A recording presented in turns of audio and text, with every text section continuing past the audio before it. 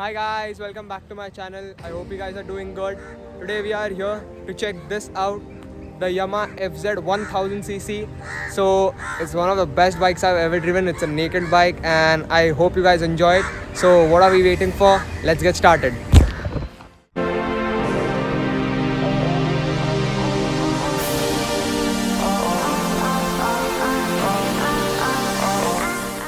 The Yamaha FZ 1000cc is a bike that was launched back in the year 2011 and was one of the few bikes which offered this amount of performance, putting out a whopping 148 horsepower from its inline 4-stroke engine and a torque of 150 Newton meters. It can be said that this bike ain't slow by any means.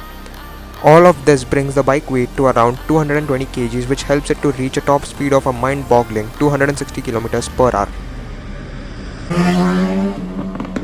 This bike has a design that is purely a true testament to what the Japanese company stands for. They have integrated various ways to improve the aerodynamics of the bike and help it keep it stable at high speeds that it is able to achieve. The company has also offered the bike with massive double disc brakes with 4 pistons to provide it with great stopping power.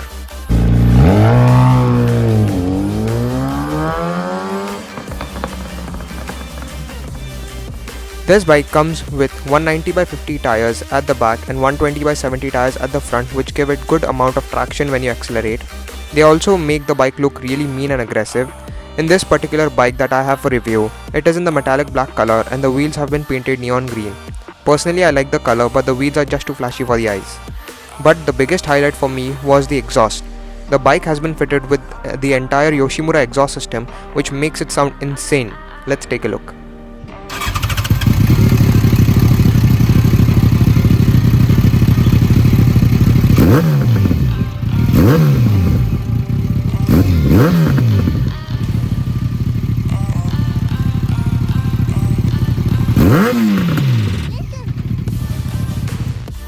The carbon fiber on the exhaust is also pretty sweet. It is not only just the exhaust note that is great, but the crackling sound that you hear after liftoff is just unbelievable. When you start to go above the 4000 rpm rev range, then you truly understand the glory of this bike with an even more brilliant exhaust system. The bike averages at around 22 km per liter, which is pretty decent for a bike of this performance figure.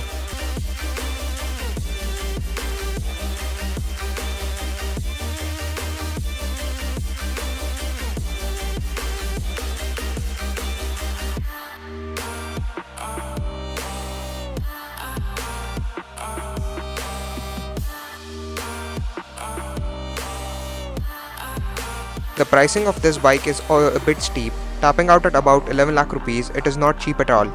At this price point, you can also go for the Kawasaki Ninja 1000 or the BMW F900 XR.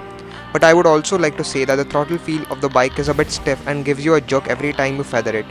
The acceleration is absolutely brilliant, but we can't neglect the weight of the bike. You really start to feel the weight around corners.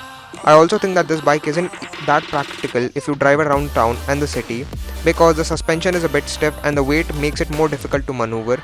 The turning radius of the bike is also quite small.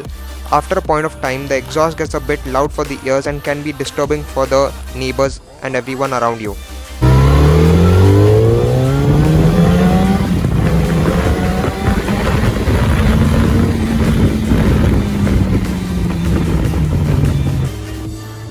In short, I would like to say that this bike is still a good value for money with the power and especially the exhaust.